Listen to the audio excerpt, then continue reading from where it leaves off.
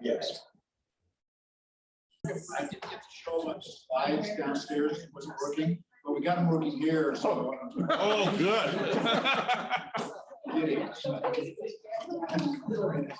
so I call this meeting of the ULCT board to order, and that's what January 18th. So let's do some introductions around the table. Great, Nick Jarvis with the lead. Troy Walker, Traverse City. Mark Johnson, United States. Michelle Randall, St. George. Dustin White from ULCT. Connie McKinney, Riverton City. Michelle C. Provo. Joe Sills, County, Mill Creek. Cameron Dale with the lead. Tom Ramsey, South Jordan. Gary Hill, Bountiful City, and representing the city managers. Pete Bradshaw, Atlanta.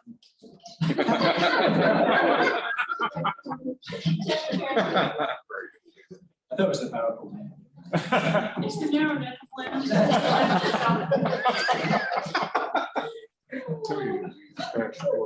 Jennifer, Vice George.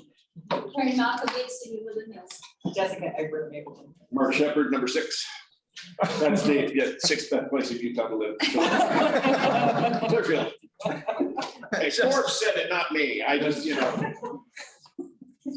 Not number 6.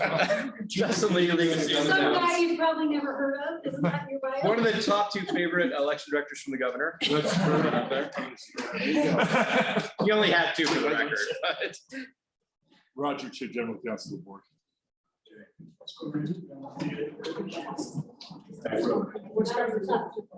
Shannon Wahatsi, intern from the University. I'm Angela Price, the policy director for Salt Lake City and Campbell. Oh, party crasher, Rachel. Brian Lewis from South Jordan, Maryland. I want you to know, Angela, whether Kim tells you to come or not, you're right. I'm sorry, I'm like running the order. I'm throughout the week.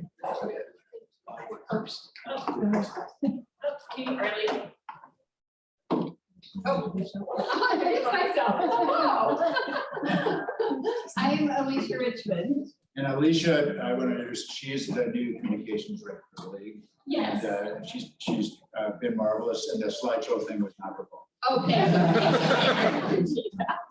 Meg Ryan with the league. Andrew Berber, Wasatch Front Regional Council. Sub-parent city manager staff work. Gary Hill. Gary's gonna try to pick out stuff you got a terrible job. With all these things like this. Yeah, I love Gary. Okay, there's another Gary. Doing introductions. Gary Watka, South Georgia City. Future league employee. Okay. And then online, we have Jackie Nostrom, the city recorder with Harriman, with the City Clerks and Reporters Association, Mayor Holly Danes of Logan, and Councilmember Mary Winch of Manti. Okay, thanks, Nick. Welcome everybody online, and feel free to just say something if you have a comment or anything like that. We don't always pay attention to the hands raised or things like that because we're so tiny on our screen. So, so we have review and approval of our minutes from our December 12th board meeting, and it's also, if anybody has a conflict of interest, we should have those declared too. But, are there any conflicts? Seeing none, then let's entertain a motion to approve the minutes unless there are any changes. I'll make that motion to approve the minutes from the last meeting. Sorry. Okay, we got to get those next. Yep. All right, all in favor? Aye. Any opposed? Okay, those are approved. Thank you. So then let's go on to reports and talk. Have Lynn talk to us about this. Yes. Okay. Few still to fill, but we do have one, and it's kind of just a changing around of some people on the Wasatch Front Regional Council. Mayor Ramsey was our appointment. She's now becoming president, and she will move to a different appointment that makes her a voting member. and it's kind of taking the place that Mayor Walker had. So we are proposing as staff to appoint Mayor Walker to Wasatch Front Regional Council for the week's appointment. So moved. All right. Second. All Who in was the favor? second, sorry? Me. Any other Michelle. nominations? Not all in favor? Aye. Any opposed? Okay. Mayor Walker. He was, he was just sitting there. Jack, take a call, I think, we're okay. He's order. It's okay. God will actually put you on. That's how I got elected too. I just.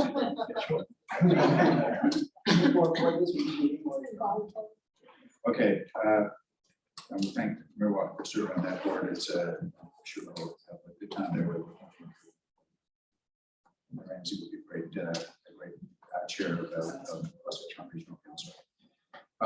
Anything else? Is that the only one? Yep. Okay, and let's then talk to about membership dues. Perfect.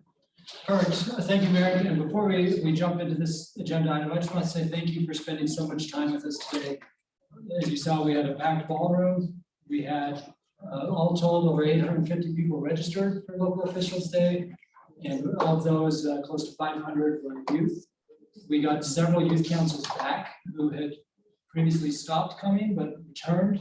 I believe there were 3 of those, Nick, right? Were youth councils that had not come before. And in the case of Mill Creek, this was your first ever time with the youth council, right? No. Second, okay, second time. Second time with the youth council. They criticized our pride. Yeah, that's true. That is true. That is true. You know, the AV stuff notwithstanding, hopefully it was a worthwhile and productive event for your youth. And then also from a delegate perspective, we had a packed house for LPC, got some good feedback in the Slido, and hopefully the engagement we saw today between city leaders and legislators will continue throughout the session. You know better than just about anybody in City Hall that this is going to be a tough session. We have a lot of new faces. We have some I'll say impassioned legislators who want to see certain outcomes. And Nice way to say. We have a speaker, a governor, and a president of the Senate who in one way or the other all laid the blame for the housing shortage at the feet of the cities. So that's the bad news. The good news, as Justin articulated at LPC, is we've seen that narrative shift over the last few weeks. For example, we have been pounding key leaders about the number of entitled units. And that's in part what led them to push the lit piece, because they said, okay, there are a lot of entitled units. You're right. We need infrastructure. And here's a way to finance the infrastructure for these units that are entitled. So it's been interesting as we gather data from your cities and use that as part of our narrative at the Capitol. We've seen some of the paradigms shift a little bit. I want to thank Mayor Silvestrini and Mayor Shepherd, who met with Justin and me and the House Speaker. Feels like a month ago now, but I think it was just last week. But we had a good 45-minute meeting with the speaker where we asked the speaker, what does success look like on housing? And the 3 things he highlighted were subdivisions, which was our proposal to begin with, which he likes, lids in some form or fashion, and then some sort of consequence for 462. We'll come back to that when we get to the next item on the agenda, but we as staff, the strength of the league is the membership, and we as staff can only be so effective without the partnership of you and your teams and your staffs and your fellow elected officials. So thank you for being here today, and thank you in advance for all the time you're going to spend during the session, because it needs to be a unified effort. The other thing I'll say about Local Officials Day is that we had 58 legislators RSVP, which is the biggest number we've ever had of RSVP. And then there were a bunch who didn't RSVP who came anyway. So all told, we figure we had about 75% of the legislature at lunch, which is awesome. And hopefully the table conversations were worthwhile. Is any feedback from the board about Local Officials Day, what you like, dislike? Any feedback for our team before we jump into the rest of the agenda? I had a few members reach out to me. One of them was with technology in the LPC. A lot of people couldn't get onto Slido, even though we love Slido. So if we use that kind of technology in the future, we should probably maybe pay for the internet, at least for that one section, so that everyone feels like they can. We did pay for internet here. Why? Yeah, I've got a laundry list of Yeah, issues that we're going to be because following. nobody on our area can get on And so it was a little frustrating because they're like, oh, our voice is really heard, and that's part of it. So, but otherwise, I thought that it was. Our table was very background. It was Trying to get to practice getting stuck. Yeah, we're gonna look for it. So I don't have to write it. We had the same thing, the sound doesn't carry that record, like. Yeah, it's they need hard to speakers in just the back. Connect it all of you, but, and same thing as Gary said about connecting, but our youth from my community really enjoyed the experience. They learned, they felt engaged. It was far better than 3 hours about the flag. Last year was a struggle for our team. So this year, it was fantastic content. And I sat next to Steve White for 35 minutes, and we can bet what you heard from me. That's awesome. I got a lot of positive feedback from youth councils after their sessions with the First Lady. They could not have done better. Both of them went really well. The youth were interactive, and after they were chatty and excited and wanted to talk to her, whatever. It just went really well. I thought they really liked it. So, and I asked them when I was in there too, you know, has it been worth it? Do you feel like it's been worth your trip? You know, has it been? And overwhelmingly positive feedback. So, yeah, I think overall the youth felt like it was great. Well, the youth programming was a labor of love by Katie and Angela and Meg and Carson and Nick and Molly, and really the whole team, Justin, is Alicia in here. Alicia joined us just a couple of weeks ago, and it was full speed ahead on trying to make sure we were laying out all that programming. Because of our staff turnover, we were shorthanded, but I think the quality of the program was as good as ever with what we could control, right? Like there were some AV issues that were outside of our control that we'll follow up on. We had to use the hotel's in-house AV, and clearly there were challenges there. But I'm really proud of the amount of work and effort that our team put in building local officials day on top of preparing for the legislative session. Yeah, that was amazing. Well, and it did seem like there was a lot of youth, a lot of engagement. I did hear from a couple of members who cities don't have youth councils, felt like then the council people were the league members were kind of left out of the talk. They loved how engaging all the youth was, but at the tables, then the legislators are only talking to the youth. And so the regular council people didn't get an opportunity to talk that much, and because they want to be respectful too and give the youth the opportunity. They never get to see them. So I'm not sure how we balance a local elected official day with local youth council day at the same, because it is getting pretty big, and to try to capture both didn't seem to work for some. Well, that is the internal tug of war we have Yeah. every year of how to find that balance for making a meaningful event for the youth, but also making it meaningful for the adults. I can tell you that the youth councils are our secret weapon. with Yeah, that's the, Oh, that is yeah. like, as Senator McKay would say, that's the honey that draws the legislature. Yeah. It gets in there. 'Cause, you know, Exactly. exactly. If we had done this, like, there's no space at the Capitol big enough to host just our adults. We'd have to be offsite anyway. If you did not have youth councils and you come offsite, It won't. you're not going to get 75% of the legislature to leave the Capitol know. to come just be with adults. I just wanted to give you that a Yeah. couple of people had said something, and I know that it's really hard for us to balance that, but I hope. No, I appreciate it. Say It's good to know because we're always trying to find that balance. It is, and it's hard. Because we do want the youth to be engaged, and we know legislators are always, especially those seniors that are gonna be voting this next year, right? And so they need to be. Well, they like the pictures. Yeah, and the pictures. Yeah, we track our social media engagements, and today's probably our biggest day of the year, social media wise, because of all the kids tweeting, Facebooking, and whatever the new things are. Twitter, Kids Facebook don't is my tweet or generation. Facebook, Karen. Yeah, I know, that's whatever it is now. Like they're being real and they're. Yeah, there you go. Yeah, my kids are old. I'm seeing your too, so I should get. That's right. Perfect. Well, again, thank you for your time. If you have other thoughts, just let us know. Thank you to my team, because we do the biggest event of any organization that lobbies at the Capitol. We do the biggest event by far And we do it on top of our legislative preparation. And so thank you to the team, especially since we were really short-handed. Yeah, and I want to give another, just a small thing, because we were talking to some legislators, not today, another day, and like I said, these are some concerns some of the cities have. And I said, oh, Carrie, don't you know, you just take that to Lady, they'll let us know. And so I thought that was kind of a funny thing, but also a kind of a kudos that they're recognizing the voice of the league overall, not just individual cities, but, you know, they still recognize us as individual cities. But I just thought that was kind of a fun little tag to say, oh, what do you know, Gary? It looked like Mayor Walker just got word of his being voluntold and appointed while he was out of the room. His face was priceless.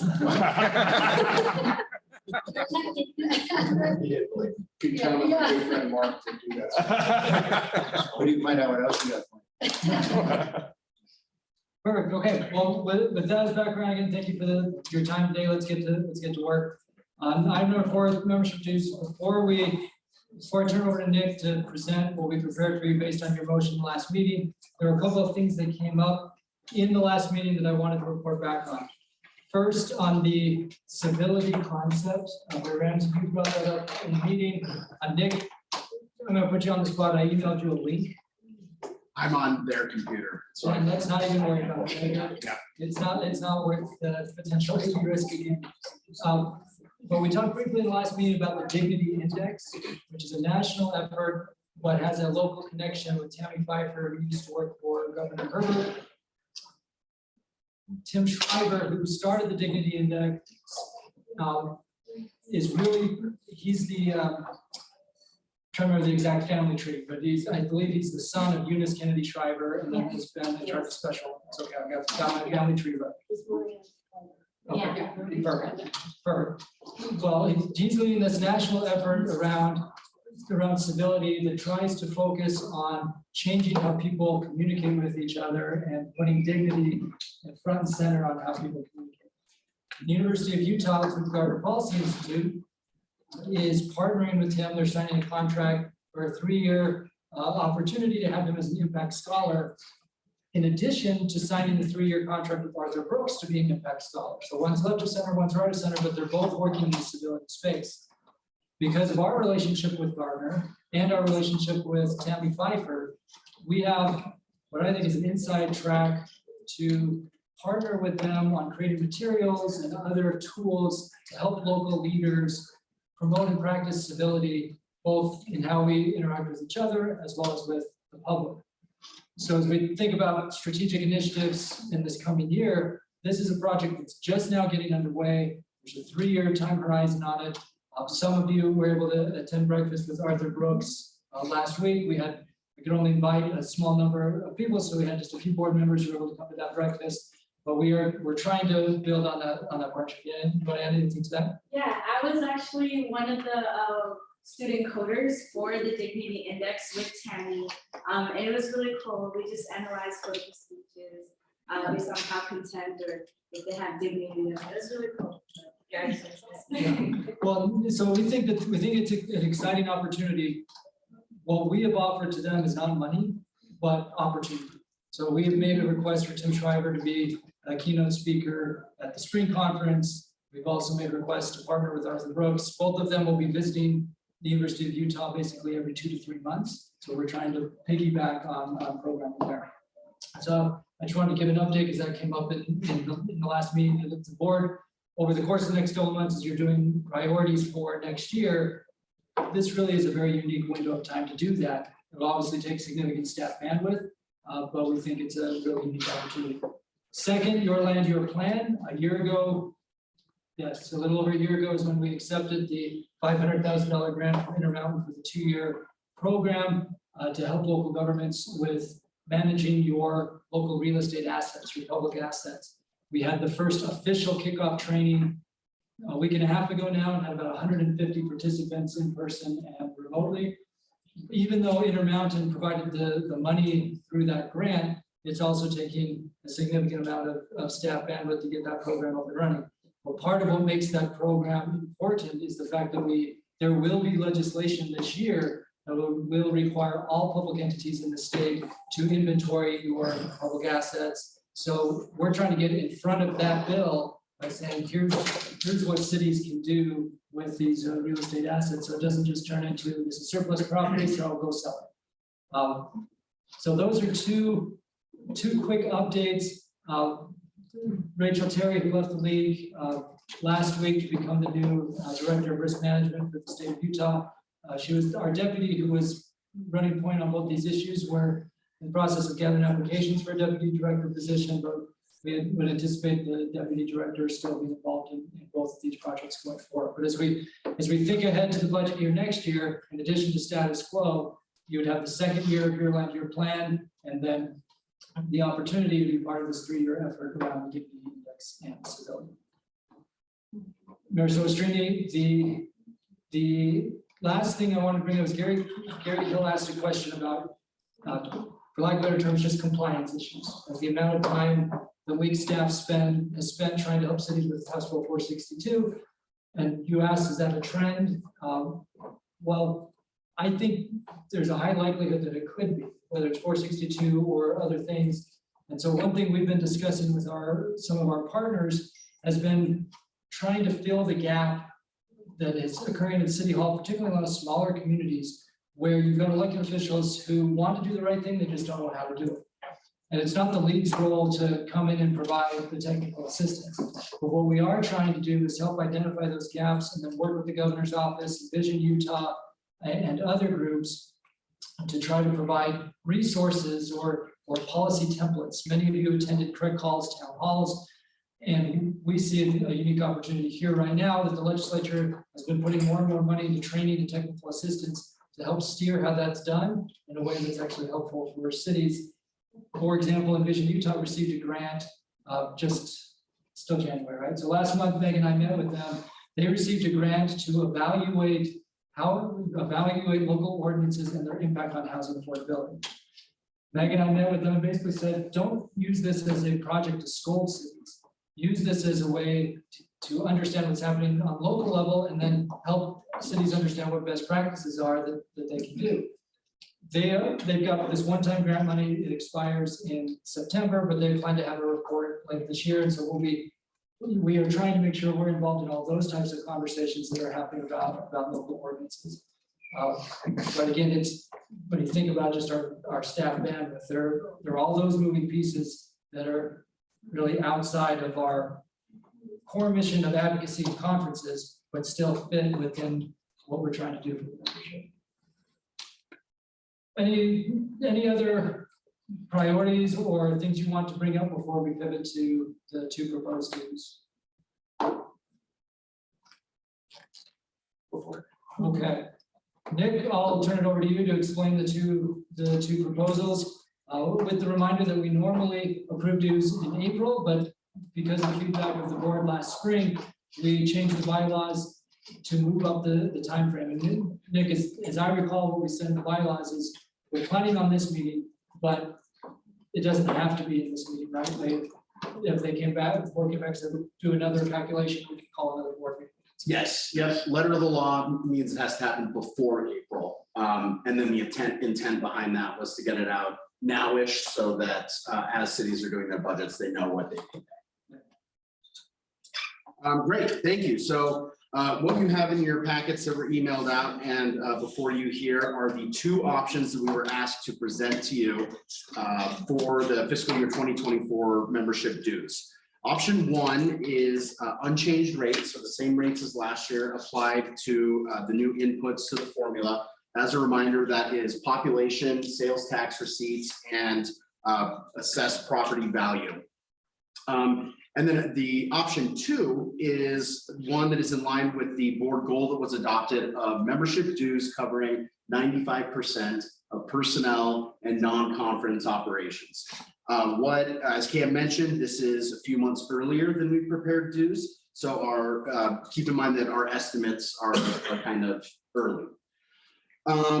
What we would have to do with option one is continue to backfill our personnel and non-conference operations with our one-time reserve money and also other revenue sources such as the stuff we get from conferences and sponsorships. Natural growth in the formula, because we get a new year that plugs into these rates each time. This year would result in 8.6% increase in what if everyone who's paying this coming year paid last year. And that would cover about 94% of the estimated personnel and non-conference operations cost.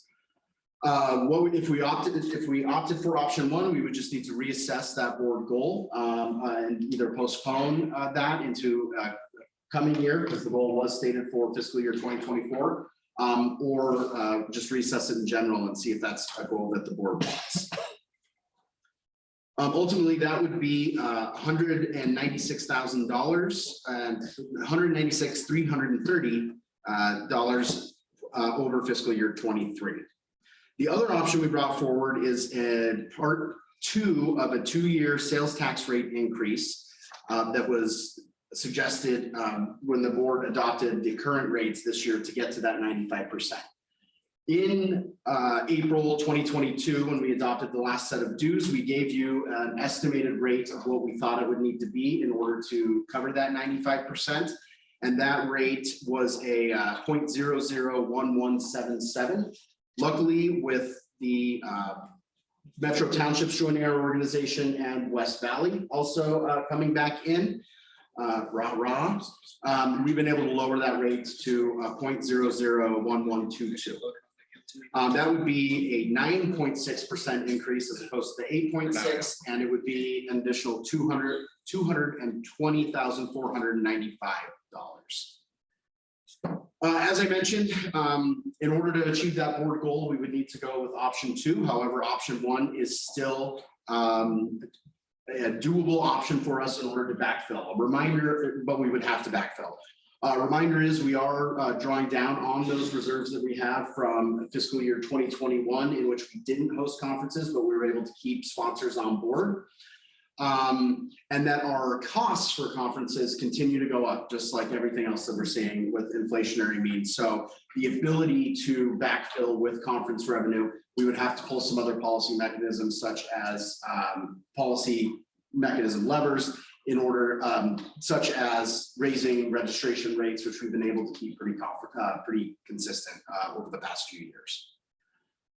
So I'm happy to answer any questions that we have. As you can see, we have the actual dues amount for each city under both options. So you can draw down and see where that goes, including how much money-wise and how much percentage-wise of an increase it is for each entity. A reminder is when those go up, that's because things like sales tax receipts or population or property value have gone up as well. We do have a few members whose dues actually go down in both options because they've seen population decrease or a decrease in sales tax receipts and so on. So happy to answer any questions you have on these 2 options, and staff asks that in this meeting, the board chooses either option 1 or option 2. Cam, anything you'd like to add? Looks like Danes. Yes.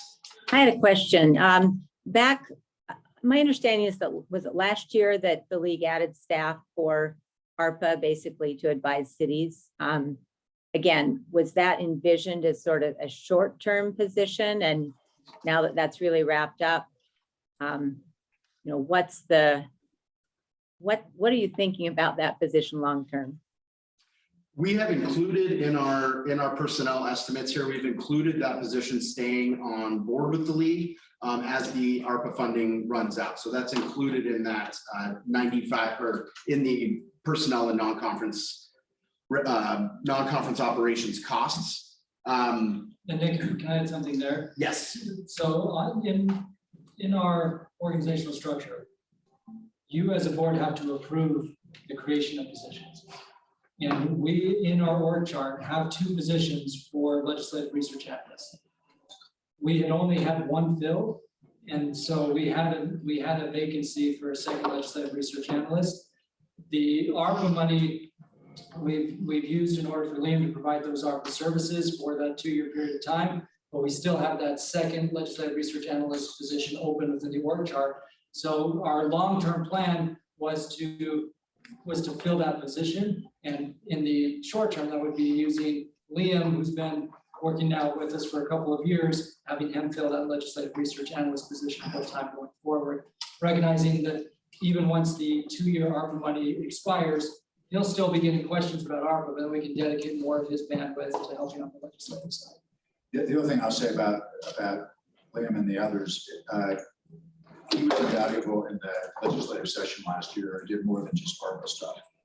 Every member of the staff does more than their regular assigned roles. And during the legislative session, it is a huge amount of work. And those of you who spend any time with this team following bills know that they are working till midnight frequently, even in meetings with the Capitol, but then going back and trying to either, draft stuff or make, can't really call legislators at 11 p.m. But they're working so hard that I just wonder about how they can even do it. I don't doubt that. It's just, again, we get our money's worth out of that staffing, and I don't know how they would accomplish what they do with so many bills and having to be so many places in the Capitol on any given day without the staffing roles that we have. salaries and benefits just add up really fast in a budget.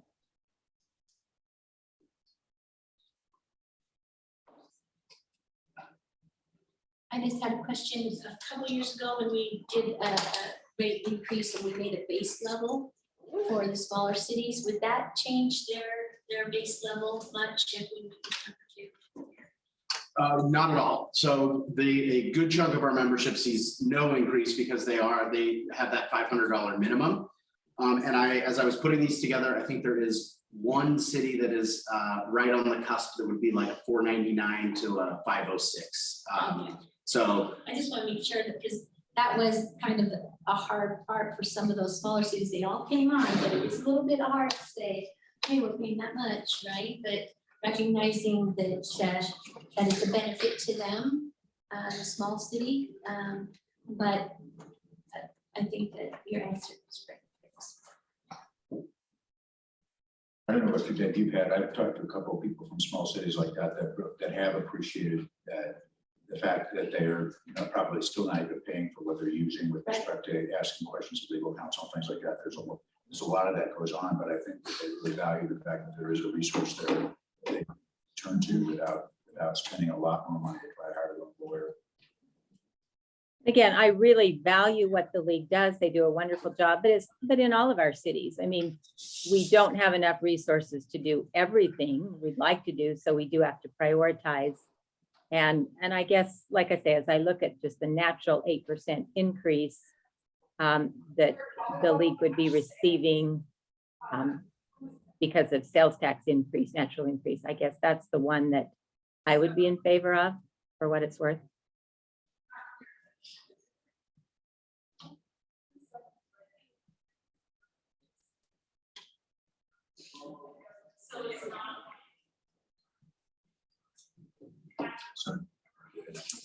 I was just gonna say, as I'm looking at these charts, I feel like some of the high growth areas are already having a substantial increase. For example, Riverton has had a 7.71% increase, and so our dues would go up $2,300. And Harriman would be going up $4,800. Bluffdale is going up by $1,500 a year. And I know Bluffdale, they just, had a proposed tax increase. It was voted in, and then there's a citizen referendum. And so, some of these cities are really struggling that are having the high growth. And so increasing it more than this, I think that it's going to make some of these cities wonder if they're going to be able to afford it. Not that they don't want to be a part of it, but genuinely hearing about their budgets. I mean, yeah, some cities are closing down their fire departments. So I would support option one, even if it meant fewer conferences or, if those costs are increasing. I think that the league, we need to find ways to cut back on expenses before increasing it on some of these cities that are struggling. So can I just? So, the good news is that the natural growth in the formula this year is substantial. Good news from a league perspective. When we presented the plan to you last spring, it was a 2-year plan. At the time, we were anticipating in order to get to that 95% level, we would need basically 11.5% and 11.5%. So last year, we approved the 11.5%. And then since that time, we've worked hard to bring in more members. And we've worked hard to cut costs, to try to decrease the amount we would have to ask for in that second round. Now, again, we're really talking about a percentage difference. And so if the board elected not to do option two, option one is close enough that I think board members who are going to be on next year, we just need to be aware that as we're working toward that 95% goal, that there are levers that we can pull, but we also are going to be very conscientious of the board direction to get to the 95%. Now, Nick mentioned one of the levers that we can pull to increase our conference revenue to help offset the potential dues fees would be increasing registration fees, both for sponsors, vendors, as well as for attendees. And that's always the tricky balance, because we're trying to get as many people to those conferences as possible, and you don't want to scare them away with the sticker shock. But we were waiting for this conversation before we set the rates for the mid-year conference. And the good news, Katie was here a second ago. Katie deserves a lot of credit. When the board created her position at our request 4 years ago, we did not have a dedicated person to conference planning. We all kind of took a turn at it. With Katie coming online, she's managed to grow our sponsorship program in terms of the numbers of sponsors as well as the vendors. So last year at the Dixie Center, Miranda, we sold out that space with exhibitors. So we're aggressively trying to generate revenue, non-city revenue, so we've tried to cut our expenses and grow our non-city revenue. Ultimately, option two would fulfill the goal that the board set out, but it's your policy prerogative. If you choose not to do that and go with option one, we can make option one work. Just need to know what the trade-offs are. And Cam, I would just point out for the board as well, just so you can get a number attached to it as well. Between the fiscal year 22 and fiscal year 23 budgets, we cut not the personnel end, but on the operations side of that, which is a huge portion of this, by almost 14.5%. So there really has been cost cutting as well.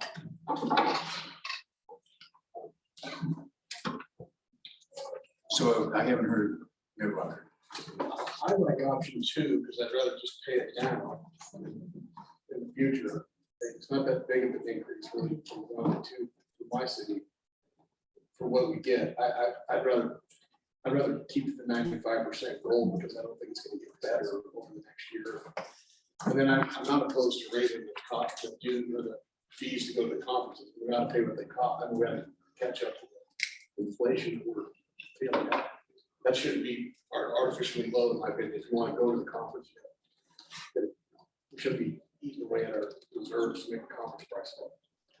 The other thing I'll add on the conference piece is we're exploring this year, no guarantees, but we're exploring trying to create a sponsorship program.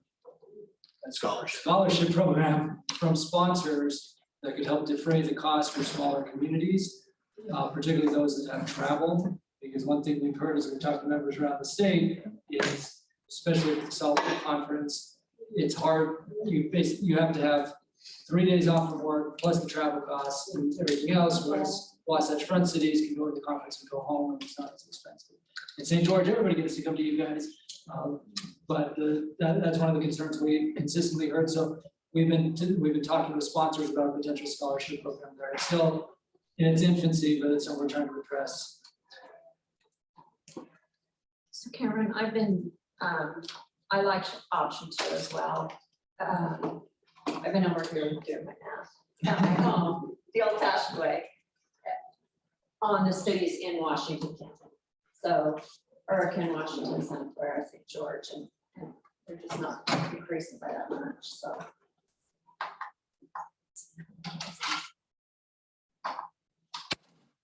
And say I like option two as well, only because I do agree, I think keeping it artificially low is not necessarily the best one, that's the most.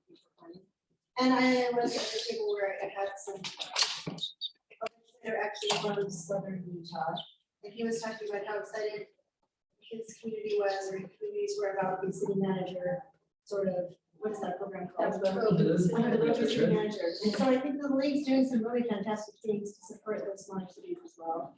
And hopefully they'll continue to see that. So mean, I realize it's gonna be for Caseville, it's an increase of $1,700 and it's a big deal and it's, we didn't raise taxes last year and but. I think it's good time. Just a comment. Go ahead, Gary. And that's that I think statewide sales tax is up the second year about 10%. Maybe we're around, actually this year we're probably around 7 or 8%. Last year I think was 11%. That's not going to stay forever, but we are seeing increases in our budgets from that, which makes me comfortable with option 2. I can appreciate option 2, but I think what Councilor McKay said is right, and I think there are some cities we're gonna partner. I just think that's our way. Bluffdale does have to close the fire department because their Fire station. or I'm sorry, their fire station, a fire station, because their residents did a referendum and overturned the truth in taxation. And we're like, okay, then we can't actually afford to keep this fire station open. And so I know, I mean, there's some things that are tight, and that's one that could. I can appreciate number 2 for what it is, but I think the reality of it, we're to hold on to a couple of things as well. Would there be a way to help supplement those small cities that are ratios with increased registration fees and increased fees? If you opted for option 2.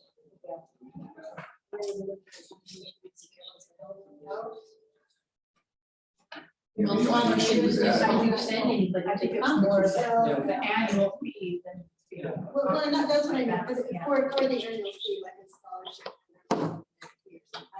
I think we just have to realize that if it comes between going to a conference or joining the league, which do, they won't be able to come to the conference if they don't join the league, but if they spend that money, they might not be able to justify any conferences, travel, hotels, whatever, right? And so there's a reason I'm the only one who gets compromised. Yeah. Yeah, we don't want to conferences because they have to pay more. I love it. So, just to answer this question, we actually changed the policy. So now for cities that are not members of the league, you pay double to come. We stopped short of saying you couldn't come, though there have been leagues around the country that have done that. But we doubled the price of the conference for non-members. But ultimately, we as staff are very sensitive to the pressures you're under at City Hall and to the cities you represent here on the board. Our hope is, whether it's option 1 or option 2, either way, it's going to be a little more money that cities are paying, and our hope is that the cities still see the value in paying when they're evaluating paying to be members of the league with all of the other budgetary pressures that you have. Our hope too would be that the board and others would continue to be ambassadors of saying, yes, it costs more money, but if you want this level of service that the league is providing you, this is what we have to do. Part of the reason we raised dues last year and didn't just rely on the natural increase was to expand our staff so that we could be in more places doing more things. And yes, there will be a time, Barry Daines made the comment about prioritizing. We are constantly trying to prioritize our bandwidth because even with what I've described to you, there are a lot of things we just haven't been able to do. Nevertheless, the expectation of the capital is that we have to do everything and be everywhere. And you can't really say to a legislator, sorry, we don't have the bandwidth to talk to you about that issue that impacts all these things. We're from Mapleton, it looks like we're gonna have about a 14% increase, which for a small community is not very small, but I see the value add continue to increase, and we couldn't afford personnel to lobby otherwise. So for me, the value is there, and I support that option. Yeah, I mean, I think if we get run into headwinds with certain communities, it'd be worth going out and talking to them about the value that's here. And particularly in this climate, I don't think it's been this bad, this tension about the cities are the bad guys on growth. I mean, I don't think it's been as bad as it has been for the last couple of years. So that just enhances the value of membership and the work that gets done here. And you're right, that even cities that hire lobbyists aren't really in a position to do the same amount of work that gets done with the bandwidth of the staff that we have here. there's, I don't know any other firms that where we would be able to afford them, that would have that kind of from the, yeah, so. I would add on to that, it's not just the staff, but I also invest in the concept of the league and the unity of the league. And I mean, look at what Dawn did last year and showed up all those places, like, I'll pay for that all day, you know?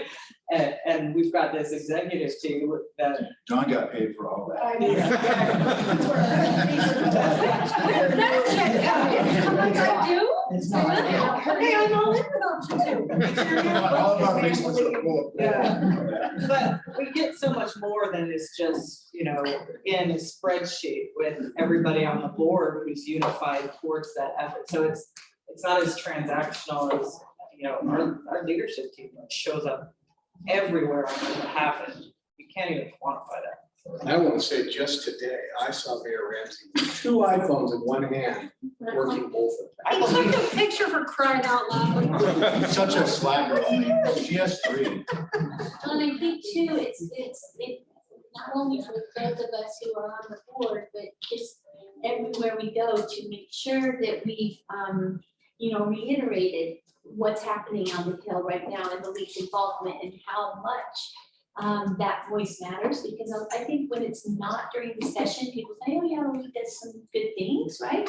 We know they do good things, but especially right now, it's imperative that we are that voice that says, this is what's happening, this is how it affects your city, and we're on it, look at the bill tracker, right? Or just to show them the tools that are there, even if they can't come to the Capitol, and to recognize that they have the ability to send email or to email us, and we can then, pass it on. I think those kind of personal connections make a difference in how they view it and how they can show their citizens, this is an impact to you. And this is what we're doing, our limited police, but look at what the league can do as a combined, unified organization for the entire state. So we want to make a motion. I was just gonna say, to move us along, I move that we go with option 2. Second. And we have a motion and a second for option 2. Any further discussion? All in favor? Aye. Any opposed? Nay. I have 2 opposed, so the motion carries. Perfect. Well, thank you everyone for the comments, and thank you for your engagement within the league. Molly and Nick. Yeah, quick point of clarification, the second name was. Senate Councilmember McKay and Mayor Gaines. I don't think there's anybody else online, right? There was a name. No. Yeah, perfect. But this was a great discussion. It'll be very helpful for us as we are building the budget and bringing back the priorities.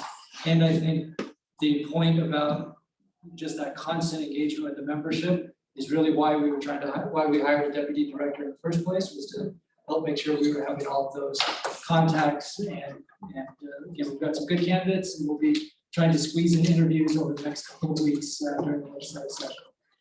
For what it's worth, West Valley, I talked to Mayor Levy, thanked them for joining the league, and I know I was reached out to thank them for being part of that. And she said, we can't. And so I said what we always say, there's strength in numbers, and especially with everything going on, you want to be part of this, and you're like going 3 meetings in. And I know it took some work, but I want to thank her, everyone at West Valley who worked, and then the team here, the team who worked to get West Valley back, because I do think that matters. And I would encourage you, if you know any West Valley council members, to let them know as well. I know Mayor Lang has gotten that message from a number of us, but I think the council should hear that as well. And I presented to the West Valley City Council for about 45 minutes last week about the value of the league and the last thing I just want to emphasize is that 9 months ago, we came to you with part 1, part 2, and we thought part 2 was going to be 11.5%. It's 9.5%. In part because of West Valley and the metros, and in part because we're constantly trying to save costs. So that's good news, and we'll be working on the budget, and we'll bring that back to you for consideration in the spring. For now, we need to pivot to talk policy, because over the next hour, there are a few things we need some final direction on from this body before the pressure cooker gets even more intense. The first thing you'll see in the bullet point is the Y2 survey that's in the field right now about growth. We paid for a public opinion survey from Y2 Analytics, and we will be getting back top line data next week. In fact, Councilmember McKay, we piggybacked on Senator McKay's state flag Y2 survey, in part because we knew that was a time-sensitive statewide survey, because the legislature really wants to see those results. And so we were successful at tagging some of our growth-related questions onto that survey, courtesy of our partnership with Y2. The questions that are out there, we will bring back to league leaders before we publicize them, but we want to be able to bring them back to the board. For example, there are questions in there about whether Utahns would support certain types of state preemption of local land use or other policy ideas that have been floated around at the legislature. We're hopeful that residents will come back and 75% of residents will say this is a bad idea. And that gives us another arrow in our quiver when legislature is pushing a bill that has that idea in it, that it's no longer just mere trend saying in case where residents don't like this, there's a survey data point that says 75% of Utahns don't like it. So stay tuned, that's in the field. We will be getting top line results back beginning next week. Second, homelessness policy proposal. This morning, the caucus of the cities of the first and second class had a terrific meeting with the cities that are homeless resource shelter cities. I'm going to turn it over to Molly to summarize that discussion, and then we need to coalesce as a group around these key pieces of the proposal to take back to Wayne Niederhauser and Representative Eosin, and it does have an impact on every community in the state. So Molly. Sure, so, hi everyone. Our meeting this morning was largely looking at modifications to HB 440. Last year, HB 440 established an overflow process for Salt Lake County and also infused some state dollars into the mitigation fund. The work we've been working on in the interim is with the cities in Salt Lake County, as well as the shelter cities more broadly, to determine the need for shelter, where it's available, and kind of what the next steps are as a state moving forward. The overall need for eligibility to the mitigation fund has grown substantially since its inception in 2018. That means essentially we have more mouths to feed in cities that are already running a pretty significant deficit. Right now, even with the new state money into the fund, we're looking at about a $22 million deficit for these 6 big shelter cities. So we're looking at ways to try to get those cities whole. One concept that we know we need to revisit is both the contribution rate and the contribution caps to the mitigation fund. That's something that we discussed this morning with the big cities. The consensus coming out of that meeting was that rather than looking at kind of a more nuanced approach of creating different rates for different, kind of recognizing that maybe adjacent cities or some cities have different shelter impacts than others, just to create a flat rate of growth to try to infuse more money into the mitigation fund. They also recognize that currently the contribution is capped at $200,000 and that's kind of artificially low, especially since many of these shelter cities, taxpayers are subsidizing having that public safety impact within their communities. So those cities also expressed a willingness to both look at a raised contribution rate as well as a raised cap for contributions. Additionally, the conversation looked at ways that we could incorporate what we kind of been calling participation offsets to recognize when communities are stepping up in meaningful policy areas that hopefully reduce the impact on those shelter cities. There's been a lot of conversation as to what that can look like, whether that's the smaller shelters that don't necessarily qualify to receive funding, whether that's a voucher program, or whether that's permanent supportive housing. Is all on the table and in flux. And then finally, we discussed as well that there are 2 specific counties where there are not currently homeless services in counties of the second class or larger, in Davis and Utah, and looking at bringing those counties into the equation, not this next year, but the following year, to cite some overflow facilities so that burden doesn't singularly fall on Salt Lake County. The reason for that is we know that Wayne is looking at a more permanent solution of what can come online. And so what we're trying to do is kind of come up with a policy that can fill this kind of 3-year gap of overflow until a more permanent solution can come on the table. So Molly, if I can add to that, so among these documents that you've gotten, there's one that looks like this, that is a spreadsheet. Among the conversations we had on the mayors in Salt Lake County, we had a consensus that cities in Salt Lake County that have shelters are generally going to do more toward mitigation. Right now, this data shows how mitigation money or what the expenses are. We're trying to get data collected from the cities which have shelters in Salt Lake County. So that's Salt Lake City, South Salt Lake City, and Midvale, and then Mill Creek has a temporary public shelter. And Mayor, this also includes Ogden and St. George. So kind of the tier 1 big shelter cities. And I think. Ogden and St. George has one. And The point I wanted to make though is just right now, the mitigation fund that we have is comprised of a portion of the sales tax that all of the cities in the state receive. And then the state essentially matched that. And that raises about $10 million. But the expenses that the cities that have shelters are paying for shelter related expenses, which primarily are public safety expenses, there's a lot more patrol that's required. There's activity around these shelters that needs to be addressed by law enforcement. There are a lot more EMT calls.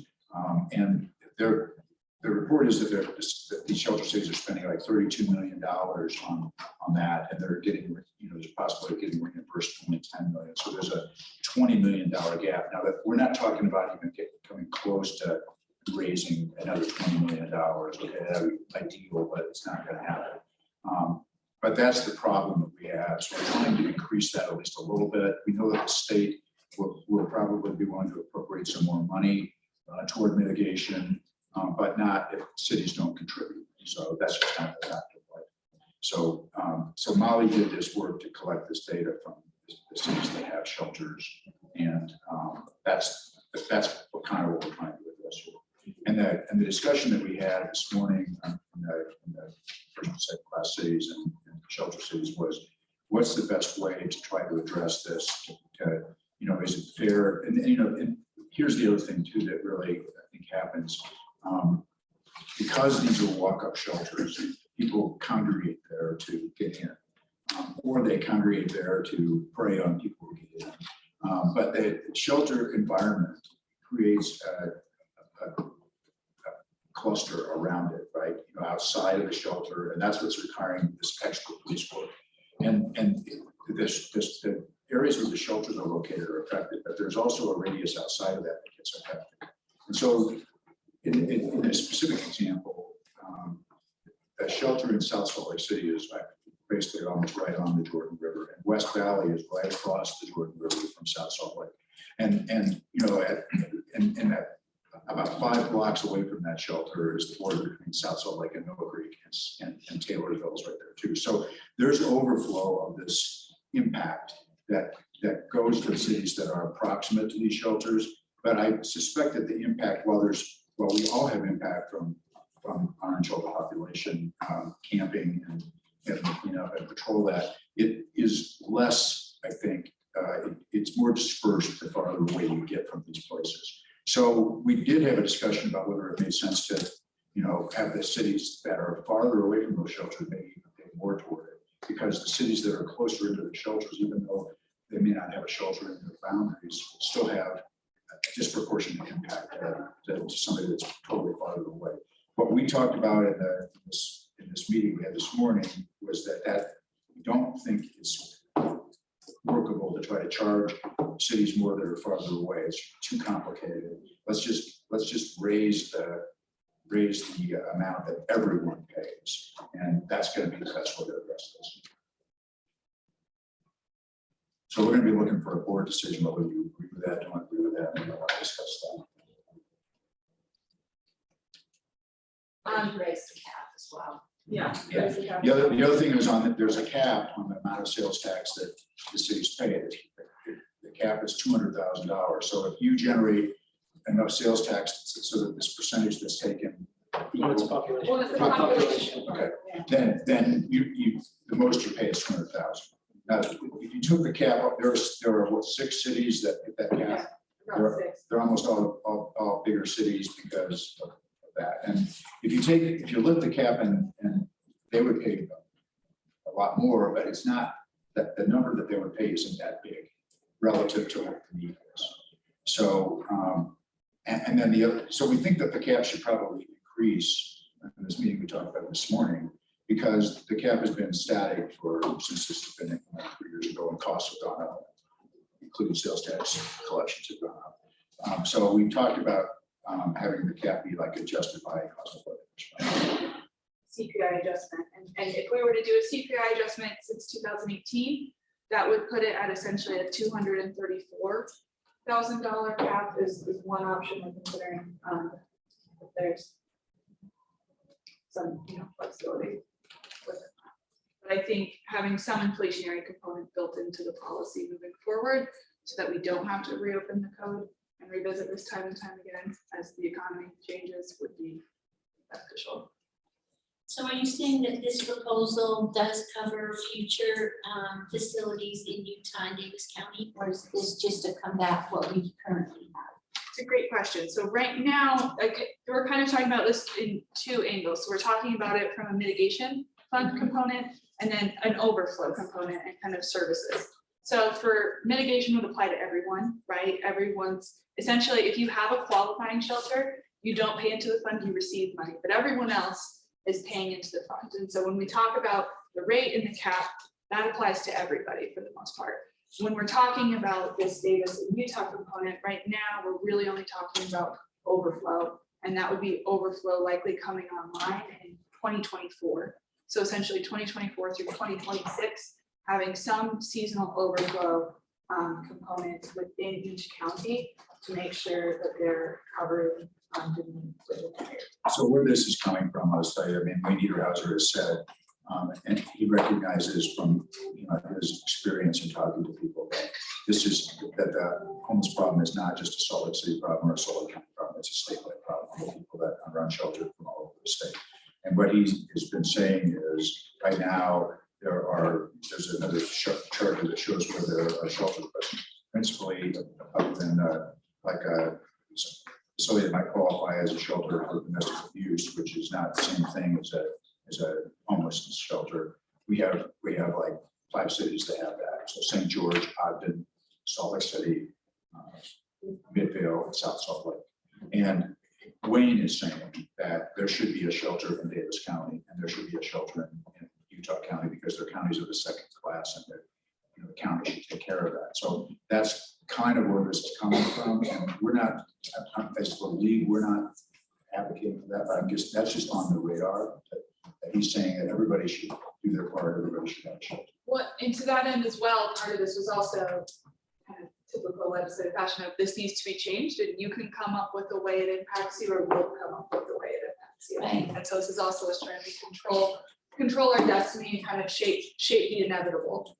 I guess part of my question then was, if we're going to have this increase, then will it be another increase in 2024 when they want to put the Davis and Utah County overflows online, or if this is going to be part of it leading up to that? I think part of it leading up to it, which is again why we're trying to get that increase, because the current shelter cities aren't full, and we also know that we need to have likely more shelter cities coming online. And so our goal is to hopefully find a way, ballpark, to raise about $2 to $2.5 million from local governments, and then to pursue a match from the state government, so that there would be about $5 million of new money into the mitigation fund. Second question then, right now, on that list that shows them all, they're not Salt Lake County shelters, they're Mill Creek shelter, Salt Lake shelter, South Salt Lake shelter. But when we talk about future, you're saying Davis County, Utah County, so would that be a county facility or would it be Provo? Would it be, Farmington? I mean, where are we at when we say we need one north and south? So all I'll tell you is that I've been in conversations with Wayne about trying to solve this problem, and rather than having temporary overflow shelters that float around and are difficult to locate. I mean, I'll just tell you, those of you who haven't been involved in the process we went through, you identify a property that might be a candidate for a shelter. you need a congregate facility, so it's like big open space that people can put cots in. So we looked at vacant storefront places. Well, no landlord will rent for 6 months, period, right? And no landlord will rent to this use for 6 months. So what you end up with is trying to figure out where you can put it. In Mill Creek, we put it in a library that was no longer being used, it was vacant. I'm working with Wayne. We have a piece of property in Mill Creek that would be a perfect location for a permanent temporary overflow shelter. And the concept that we're talking with him about is that it would be a high-rise or 6-story type facility. It would be able to accommodate the temporary overflow needed in Salt Lake County in a robust way, and then also provide some deeply affordable housing and some case management and services in the same facility. And the location we have in mind is like right by a track station and perfect. So that kind of thing probably be owned by the state. I'm not sure who will own it. Okay. It isn't going to be Mill Creek that owns it. Let me add a couple tidbits here, because it does get to this overall question and the policy direction that we need to decide on in this matter. Right now, under state law, if the state owns a piece of property in Woodland Hills, the state determined that property could be a suitable homeless resource center, the state could step in right now and preempt your local land use and build a facility. Whether or not they would depends on service providers and all sorts of other constraints, right? So at this point, we don't know if OHS is going to locate another facility in Utah County or Davis County. We know that OHS, the Office of Homeless Services, is looking at state property all over the Wasatch Front, and they're looking at a variety of different facilities. It could be what Marcelo Stream described. It could be a tiny home village. It could be a variety of things in trying to get to that long-term solution of having sufficient beds for homeless folks. So part of what we're trying to solve is it's going to take a couple of years for whatever OHS's solution is to come online.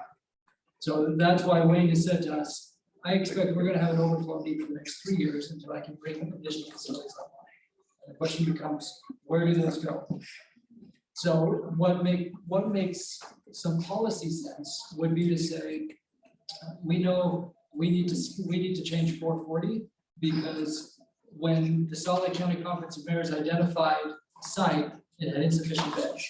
So by definition, we either had to reject it, then he had to select a site somewhere else in the county. He ended up still selecting that site, but he was restricted because of all of the land use buffers that we had negotiated in 440. So the vast majority of Salt Lake County could not have accommodated that. So he wants to get rid of all of those buffers to try to force the outcome of finding a good site that could be the overflow. So if the state law were to eliminate those buffers, but then still had, say, a buffer around an existing homeless resource center, so you don't have that congregation impact. But then every county over second class has the same affirmative duty over the next 2 years to be part of that overflow solution. It really doesn't change anything for Utah County because OHS can come and do that now. Right. But it just says now you as a county are going to do a similar process to what Salt Lake County did last year to try to identify a site that makes sense for a 3-year defined period of time.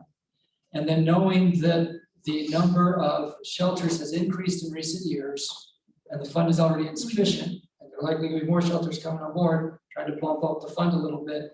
But we don't think there's a path to get more state money unless it's matched with. I think part of the issue I was trying to figure out was just where it would be located, right? Because is it population based, which would mean Provo, Orem, in Utah County, or if it's going by what land the state already owns, it could be in the county, right? And then who would, because you're talking about the deficits that are happening, and that's part of this mitigation. And so who provides those law enforcement services? Is it county or the city? Which I think makes a big difference to cities, And we need to be mindful of, although we can't predict the future and we don't know where they're going to pick. But if we're all paying in, that it really is helping to mitigate those offsetting things of public safety, public works, all of those other things that are in here. So that was just kind of my point is. I think the answer is, I mean, if the same kind of process survives into the new legislation that we have, then you then mayors of the cities in Utah or Davis County are going to have something to say about where it's located within reason, because I mean, we had these buffers, and the buffers are things like, is it too close to a liquor store, a school, a library, a park? Right. And it got to be the point where the state couldn't locate a facility because there wasn't anything that wasn't close to one of those things. So, but anyway, the other thing that will be considered that we ran into, that I suspect about the same issue, is the shelter providers run the shelter or provide services to the shelter. So that can be anything from drug and alcohol treatment, alcohol treatment, all that. They prefer to have the facility located in proximity to where they can provide those services. So, you know, so in Salt Lake County, it was pretty clear that the temporary overflow was never going to be in Bluffdale because that was just too far away. Most of those services are by the urban core. And so, you know, we kind of came to the conclusion like, look, we're never going to see shelter outside of this urban core. So there's like 5 cities in the northern part of Salt Lake County that are going to be candidates. So I don't know how other counties may approach this. If the process is still the same, we just don't know that. But I mean, I'll say this, I mean, in terms of our ability to fashion that legislation, working with Wayne and Representative Edelson, I still think it makes sense for there to be local input in that decision, because we know things that the state may not know about or care about. So. I think it's also important to add that one thing that existed in the 440 process this time that we anticipate will still exist is that when it is the city, like local siting process before the state preemption comes in, the mayor or the chief executive needs to consent to that being within their jurisdiction while it's the kind of collective plan. So if, you know, in the Salt Lake County process this year, they said, we're going to put forward the Mill Creek Library, Mayor Silvestrini had to say yes in that component. So it is kind of saying with what the state put forward last year, it's we're going to put it to you all to figure it out amongst yourselves. And if you can't figure it out, we'll figure it out for you. And let me also say too that, you know, we've been operating, that shelter's been operating since November, and it's had a census of anywhere from, you know, 60 to about 116, average probably 90 a night. While we've had a number of calls for service to the facility, so far we have not had any calls for service for our police outside of the facility. So, and it's being operated by Switchpoint. And so that the lesson of this is that you can establish the appropriate ground rules. You can manage it without it being an awful impact to you. I did not realize it was being managed by Switchpoint. That's great. But somehow I missed that. That's great. Well, we lobbied for that because we had experience with them 2 years ago when we had a different kind of facility, but Carol at Paul. Yeah, that's really great. So here's the policy question that we have to answer. First piece is, are we willing to increase the contribution rate into the fund, knowing that our target number would be $2 to $2.5 million of city money? So that's the first piece. The second piece would be that as part of that, that the current caps at 200,000 would bump up. We finalize exactly what that number looks like. So there would still be caps, but the caps would increase. And then the third piece is what Molly referred to as the offsets. So if you mentioned Mayor Tran, Kaysville has a domestic violence shelter that doesn't qualify for mitigation fund because it's too small. West Jordan, similar, has a domestic violence shelter, doesn't qualify for the fund. We have that full list that OHS tracks. So it's not like someone can play a game and say, we have this facility, we shouldn't pay the fund because OHS tracks everything and they're all certified. But that would be a way to offset a small fraction of the contribution because we're contributing the overall attempt to address the crisis needs around homelessness. So the first piece is increased contributions. Are we knowing that nobody likes any of this, but are we comfortable with increased contributions? Still having some caps, and we would figure out those exact numbers with the target of $2 to $2.5 million, and then having some sort of limited offset for domestic violence shelters, permanent support housing, things that can be easily tracked, but also may incentivize a community to do one of those other interventions. Mayor Burton? When we increase those contributions, what will the state be adding there? That would have to be a must. Like it would be, we're increasing and the state has to match. And as for taking into account the location of the shelters and other sub-shelters, I might go on the minority from the earlier meeting, but I think that's the really smart thing to do. I can't imagine how you have no calls on the outside of your facility when the facility in Middale is outside of our city, yet we get daily calls to take care of people. Well, I'm gonna say this, we have calls for camping, you know, but I can't track them to the shelter. And we have people that come and camp in our city all the time along the Jordan River and other places in our parks. But in terms of calls that are related to having a shelter, I mean, that's what we're tracking. We have not any calls from outside that shelter. And the way our officers are managing that is, you know, when somebody misbehaves in the shelter, they get trespassed and they get thrown out. And then our police force will encounter them basically and just offer them resources, ask them what, you know, where they're headed, what they can do, things like that. But that's it. We don't consider that to be a call for service from outside the shelter. I'm talking about somebody in that neighborhood where this is located, calling the cops and saying that they have a problem with somebody, and we haven't had it. And in terms of, you know, what I'm concerned about as a mayor getting pushback from my community, that's important. That's what we promised this neighborhood, is that we will patrol this area so that you can listen. So the key policy questions that I put out there, that's what we need to decide now. Here. Two quick questions. I apologize, I don't remember the first one. The county's paying into the mitigation fund.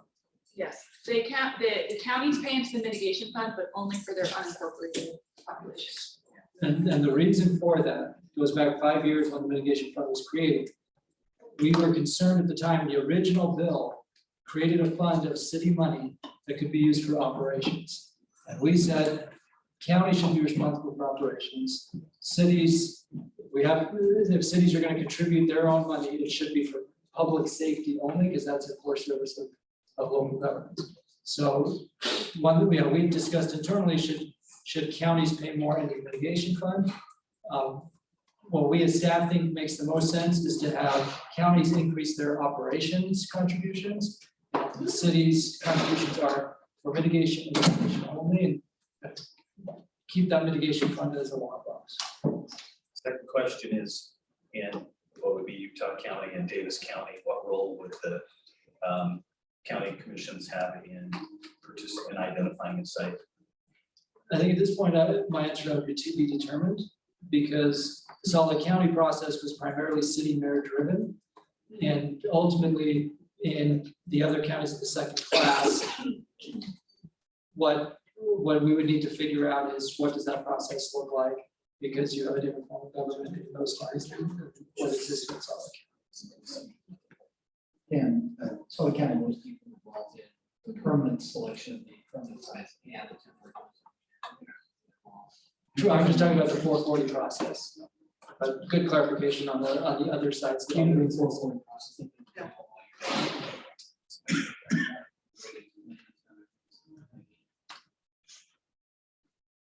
Are these three different votes?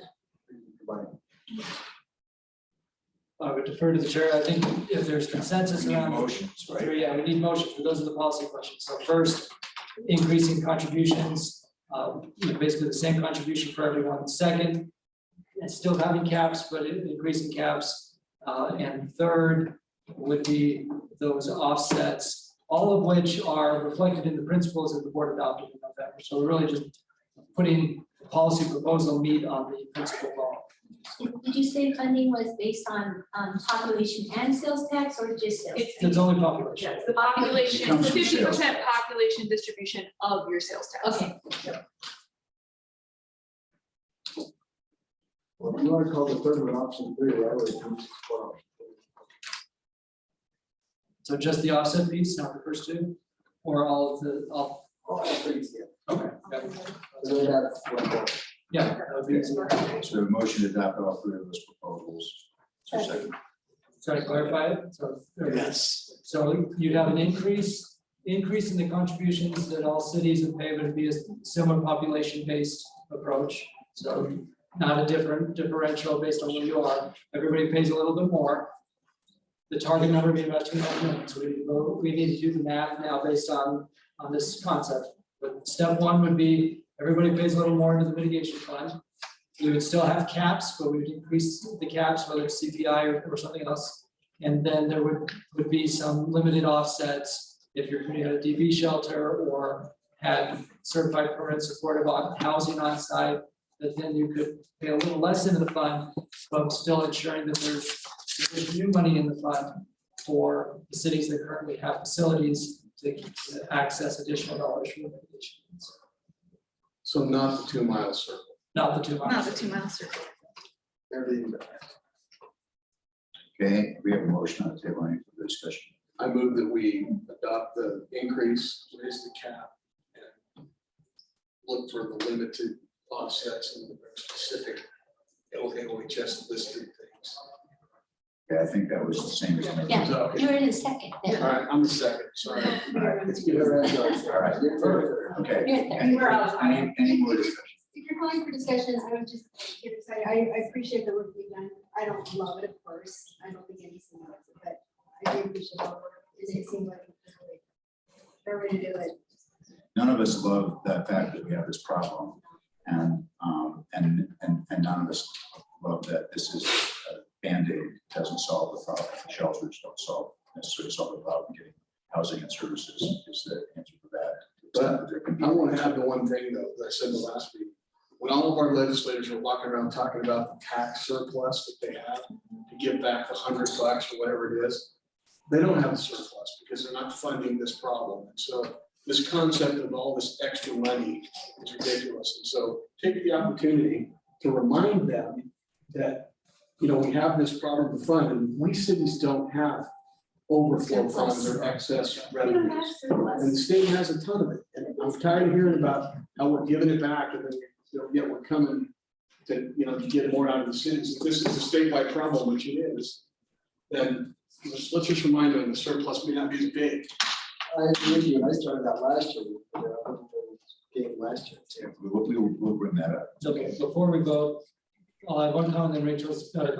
The other comment, it's not part of the motion, but the overflow process for Davis and Utah County, I think we ought to make a motion there on whether we continue that discussion too of what that looks like.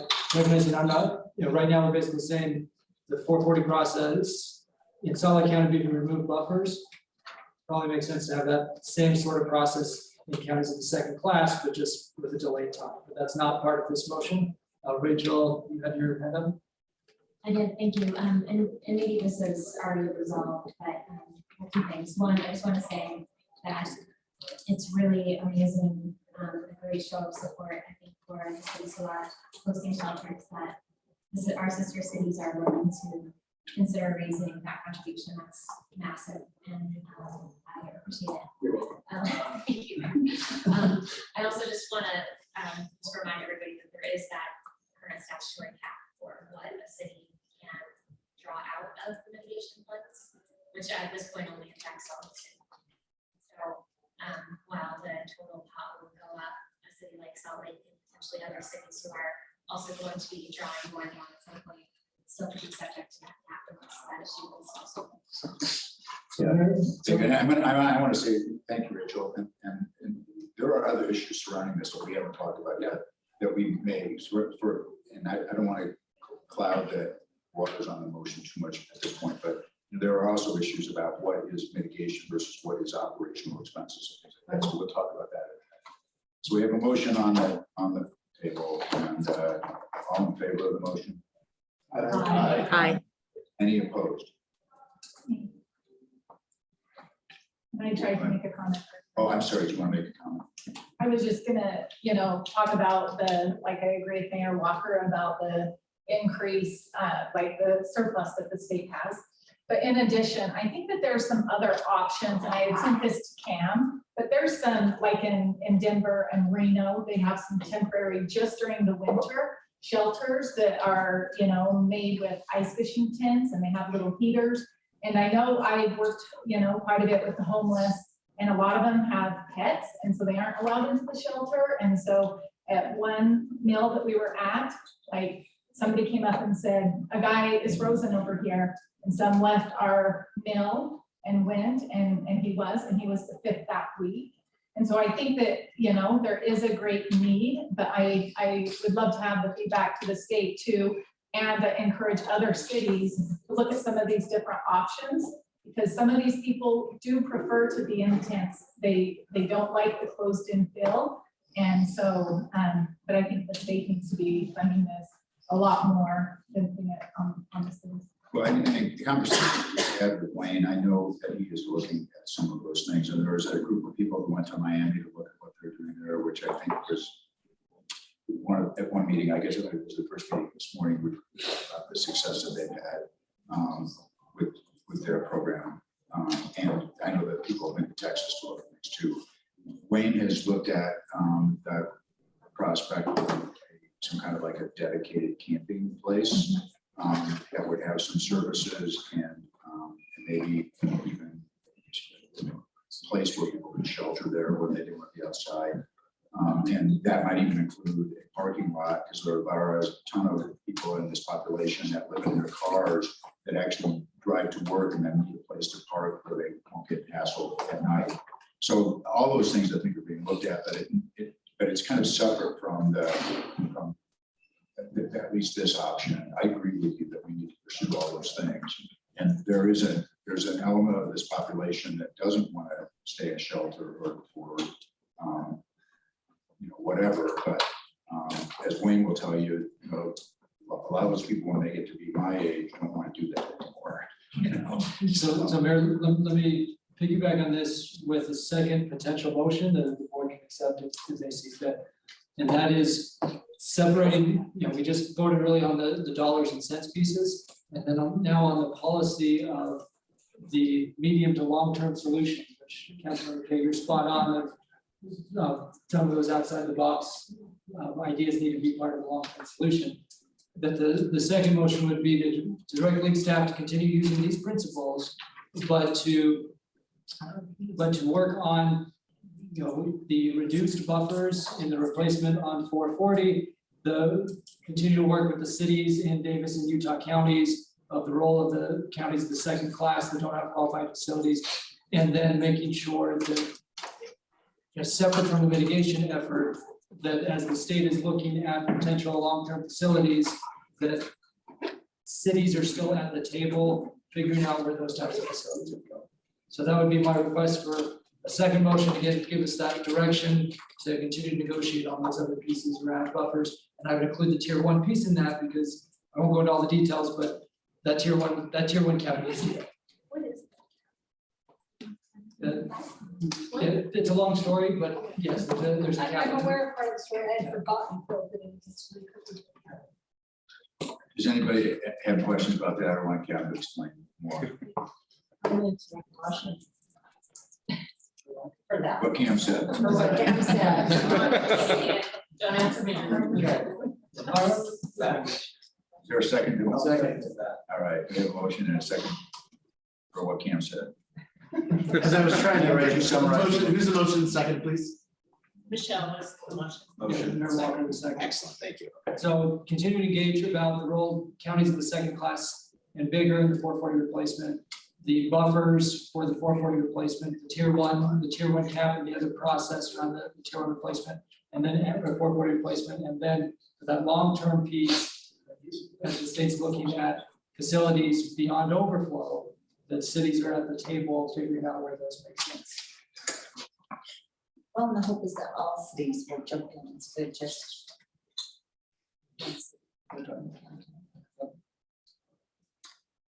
Okay, any further discussion of that? All in favor? Aye. Any opposed? Okay, that's unanimous. Perfect. Okay, 20 more minutes. House Bill 462, here's your update on compliance. In November, 74 out of the 94 cities and counties were not in compliance in that initial review, 74 out of 94. Since then, 18 have been certified as in compliance and a bunch are finishing their public processes this month. So we still anticipate that a high percentage of cities are going to be in compliance. We all know there have been growing pains around this bill. DWS is really working good faith with us to try to address those growing pains. We at LPC talked through the potential consequences for 462. Carson, are you prepared to just summarize for the board what the LPC told us? Yeah, these are all kind of, wow, this is echoey. These are all kind of. You want to just go to the table and so it's easier to do? Spot. So these are all kind of preliminary results based off just a quick LPC poll. And we asked those of you who weren't at LPC, which of these possible consequences were most objectionable, which were least objectionable. There are 10 possible items. So I'll just list off the most objectionable and least objectionable. Most being number one, withholding Class B and C revenue during a period of non-compliance. That's not a huge surprise. We've consistently seen that in other survey results. Number two, state mandated density bonus to upzone a residential area. Again, this is consistent with other survey results we've seen. Number three, require that housing proposals are deemed approved if the city does a review it within 45 days. This is kind of a newer topic, but we've heard a lot of concern about this throughout the summer as this topic's come up. And then moving on to the least concerning, again, emphasizing least concerning, not concerning. There's a two-way tie for number 8. First, authorizing attorney's fees for a plaintiff who sues from 462. This has a wide variation on it, so I think maybe attorneys are more concerned about it than some other folks, or that might vary a little bit based on population. We'll dig into that more. Next, the automatic ripcord requiring affordable housing proposals to be reviewed in 45 days. And then creating a state housing appeals board to review housing proposals or denials in the city. And then least objectionable overall is requiring a payment of a fine to the Old Walker Housing Fund. Carson, I know these are super preliminary, but yeah, what's our spread looking like there? Like, when you say at least objectionable, the most objectionable, like, do we have any how far apart that really is? So you could probably segment them. I'd say the top 4 are all pretty close, like within a pretty tight margin of error. You might not get statistically significant results. B and C is pretty clearly the most concerning. And those latter ones, you're in a really tight race, except for the last one. That's by a decent margin, the least concerning. So our least and most, the biggest margins is. Yeah, there's like kind of a 3-point break, if I say, but again, there's kind of a wide variation on some of those latter ones. So attorney's fees, yeah, that might be not as statistically robust, but it is a little bit more in the middle. And Carson, Councilmember Upwich's point, how many responses do we get? How many people do we think? I mean, my concern on this is how clean the data is in terms of how many people actually got to participate versus not. And then the other thing I'll just say, from my own standpoint, I had at least some technical problem where when I looked at the numbers online, it wasn't exactly what I thought, just in terms of how the app worked. Yeah. And people may not have figured it out. And then the other thing about this, we didn't spend a ton of time explaining the ramifications of all these bad things, like what the attorneys do, like meeting or spend like that, about how that would work. So I think this is, it's advisory at least. Yeah. But it ain't perfect. I call it gut check. Yeah. Numbers. Yeah. It gives you some parameters maybe, but it's not super precise. Some of these I feel a little bit better about because we've done a lot of survey work on BNC over the past 3 years. So that's falling in within what we expected to. But yeah, I'd say these are guidelines. They're not precise. We had about 40 responses, but there were some who fell off before they completed them. There are plenty of technical issues. We try to recover those. We'll keep looking through the data to see if we can read it up a little bit, if we can see one of our 49 trends. Yeah, I was not perfectly precise, but yeah, rough guidelines. So Mary, let me add a couple of things. Again, what we need to decide in the next 3 minutes, and it's been a long day, but we've got meetings tomorrow, where we're gonna be back in negotiations here and need to know what our parameters are. On the, I guess it was yesterday, the speaker gave his opening remarks, invited Mayor Shepherd, Mayor Caldwell Bogdan, Mayor Ramsey to come praise those cities for how they were planning for growth, and then make the comment that we need other cities to do their part. And the good news is that 6 months ago, the narrative was just all cities are causing problems. Now it's, we have good cities and we have cities. He did say there were more, he said, and there are others. Yeah. That's good. And even our one-on-one conversations. Right. Yeah, that's fair, because in our one-on-one conversations. 50 probably. Yeah. 55. Yeah, but, in our one-on-one conversations, they've been acknowledging more and more that the majority of cities are actually good actors. So what they keep asking us for is the league willing to come up with some sort of consequence for the truly obstinate city? And what we've responded is that because of the growing pains around 462, it's hard to know who's obstinate versus who's overwhelmed versus who's confused versus, right? Like, we've got to get some of these pieces fixed. So one idea that we were discussing internally was whether there'd be a willingness at the board level to discuss looking at maybe one of these least objectionable consequences, but having a delayed effective date for another year. So that way there's a consequence, but it's far enough out to actually give us time to get the bill fixed and make sure everybody understands the rules of the game. And for the communities that are overwhelmed, I've talked to a lot of communities, Councilor Malkovich, that are Woodland Hills like, but who have to comply with 462. They're just trying to figure out how to keep the lights on at City Hall, let alone doing this comprehensive planning. Exactly. So you don't want to set them up to fail. Now, if there was a delayed effective date for some sort of consequence, it would give us time to truly distinguish between the obstinate and the overwhelmed and fix 462 and have the consequence come into effect.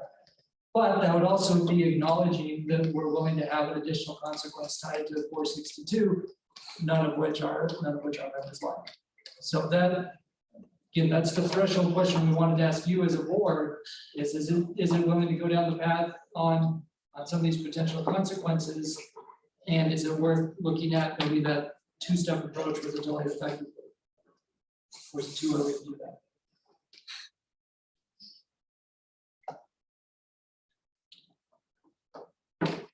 So, I mean, obviously, the delayed effective date is better than may not, okay?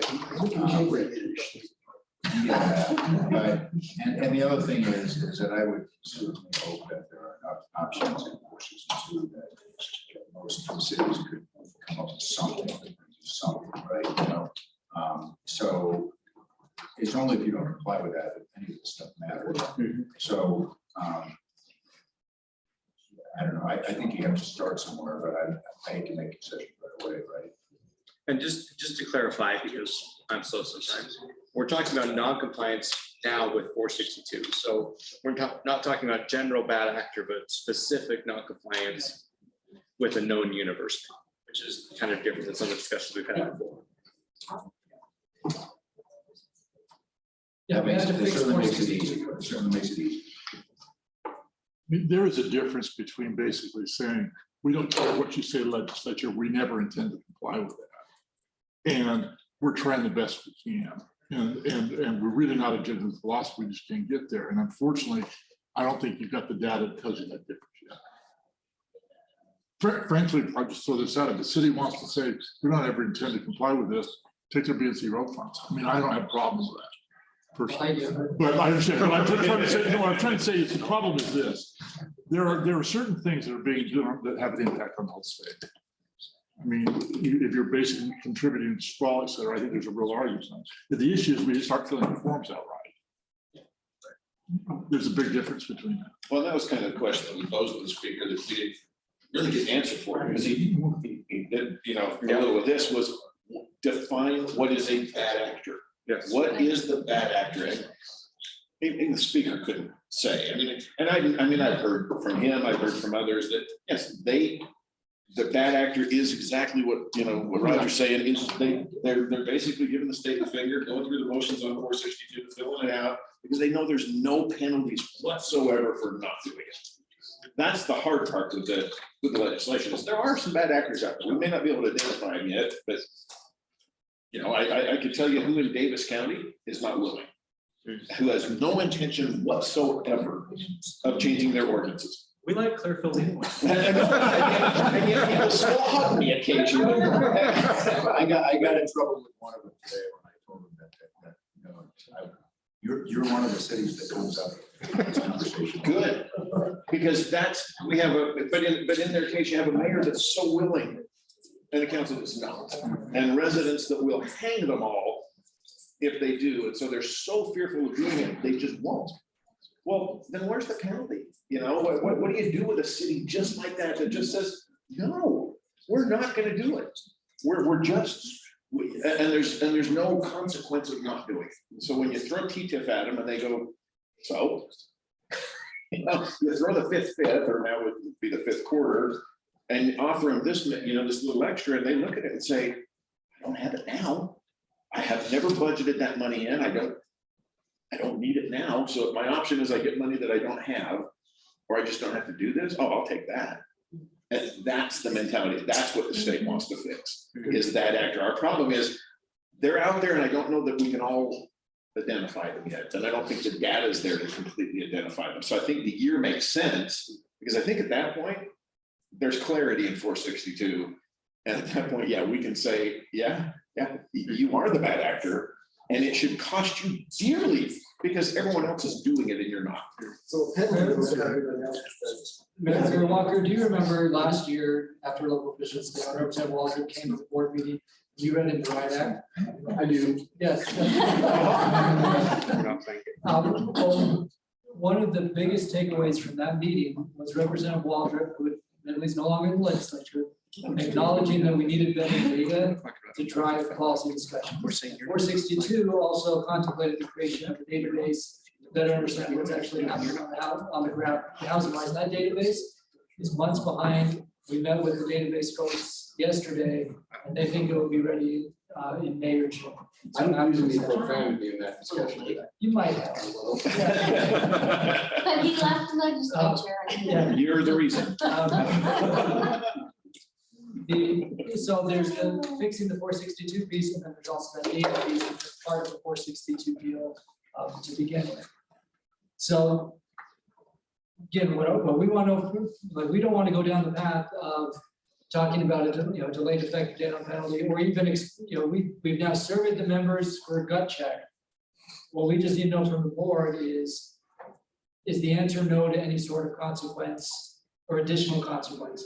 Or is the answer, we can live with the consequence as long as the 462 rules are clearly understood, and, you know, use those survey results as the starting point to figure out what the least objectionable consequence is.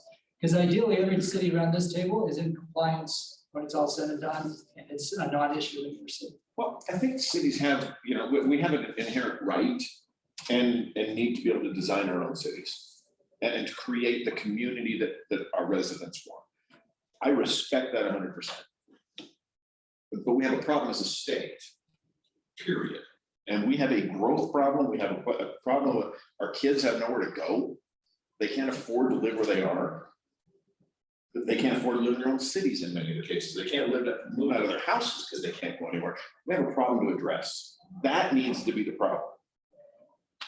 It's lot size is important because it allows smaller homes. But I had a weird conversation with one of our bigger builders up north who has, I asked him what they would build on smaller lots. If we got every city on board and said, we'll do 4,000 square foot lots in some part of our city, we will allow for this. What are you going to build on it? Well, we have that being built. That's the speaker's development. Every one of the houses has a basement, has 3 stories in most cases.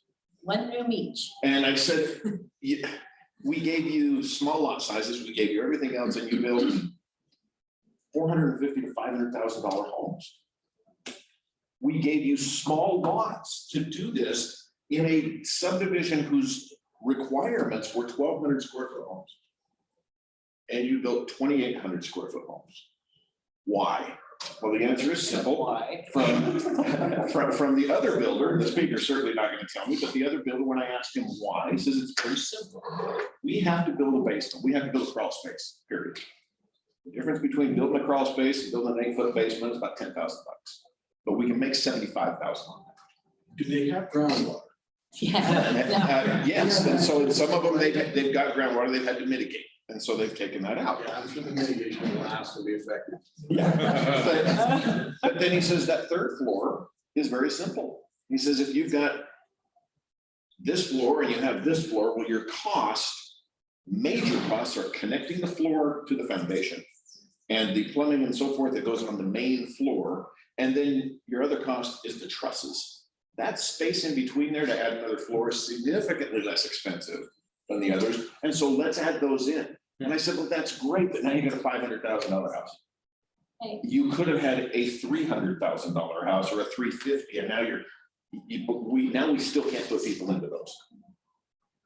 But they'll sell them. And so we're fighting a development issue that is profit driven, of we want this because we can put more on it. And cities that are willing to grant this kind of a, lot, the small lots, and allow this to happen, but the builders won't build what we need to have on it. Somewhere that's the thing we've got to address, is what's going to be built on these lots. If we acquiesce and say, yes, every city is doing this, and we're trying to make this happen for you guys, because we understand the cost of land is horrible, then we have got to be able to say, this is the build. Now, we took a subdivision, and this is the consequences of what happened last year when they took development standards away from us, or material standards. Yeah. We have an R16 development that we developed allowed them to develop as an R16. It wasn't supposed to be. It was supposed to be an R18. We brought it down, gave them the R16. Well, now we put it into where we couldn't control it. There was no development agreement. There was nothing else. And it is 100% site. It is the most unattractive development I think that could ever be built.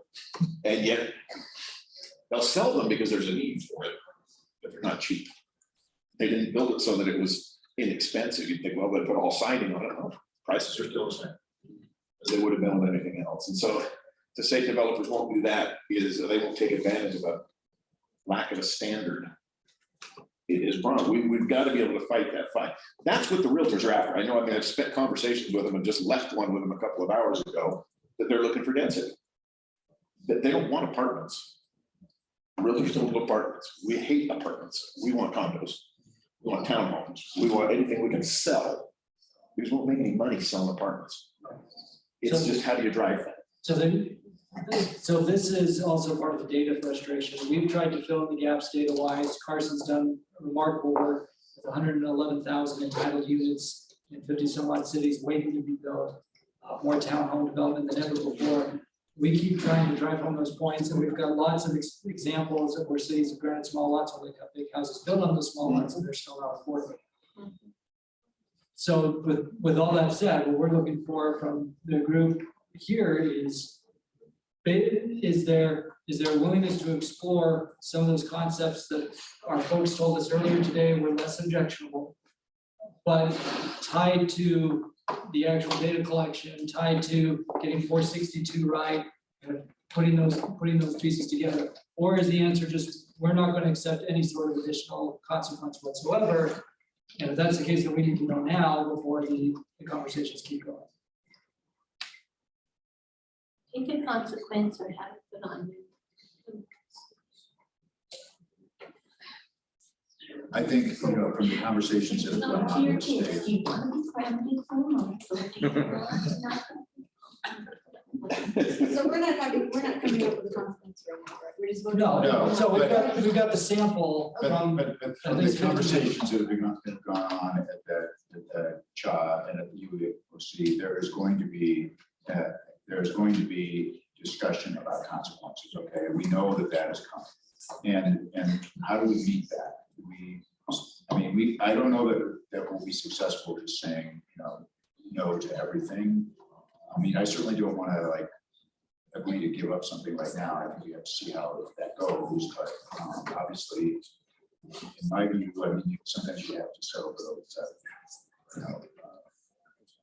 the least. Are you looking for a motion? Yeah. I move that we move forward with consequences. There have to be some consequences. We can hammer out what they are. But I think we need to have some consequences because you're right. And we're gonna lose the battle. If we go in there with no consequences, it's worse.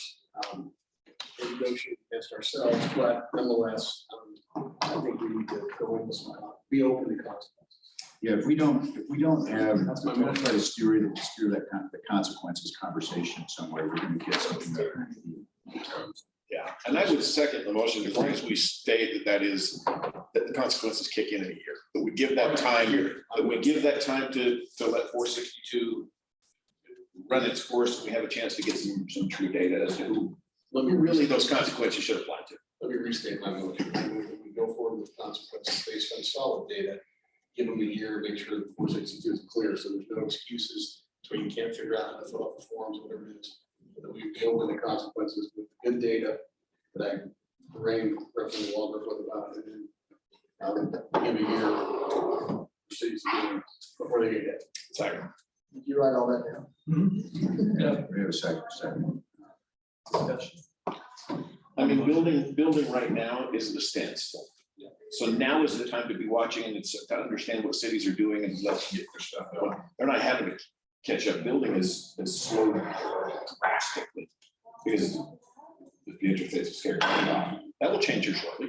As they continue to drive the Fed rate up and inflation down, you're going to see mortgage rates continue to come down. We're finally down in fives again, which is fantastic. We probably won't drop below fives, but at least we're there. Okay, we have a motion, second, other discussion. Yeah, I have some discussion. Go ahead. I was just wondering, do we have any legislators that are kind of in our court? Because as I've been talking to some, they kind of say under their breath, well, we're not gonna go up against the speaker if we want our own bills passed. So I feel that maybe, although they may be feeling sympathetic to us, no one at this point of the game, until their own bills get passed, aren't willing to stand up. And hey, let's really look at this. And have you seen anyone who's just said, we understand we're in the court? We have It seems like what- legislators that respect local control. more than Right, others. well, they say that, they all say that, because that's how they get elected, right? So my board But question is now, I see Don saying the wrong may vote, and it doesn't feel like there's anyone who's really, I don't know if it's listening is the right word.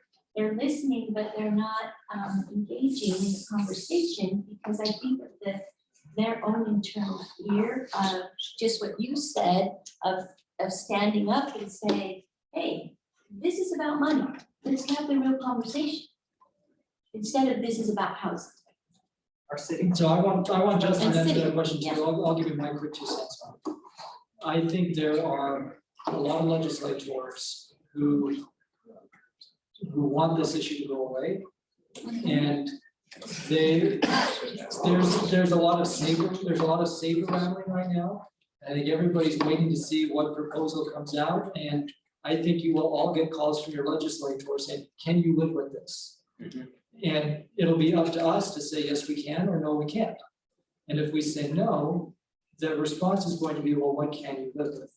And that's the space we've been trying to figure out is there a space we can live with in light of all the clunkiness around 462, is there a space we can live with? Now, Mayor Silvestri and I presented to the CHOP, we presented the subdivisions proposal, which this board spent a lot of time discussing in October. That is the one piece right now that everyone has coalesced around, said that is a good idea. The league gave us that idea. We applaud the league for giving us that. So there's still just a lot of saber rattling. Justin, your thoughts?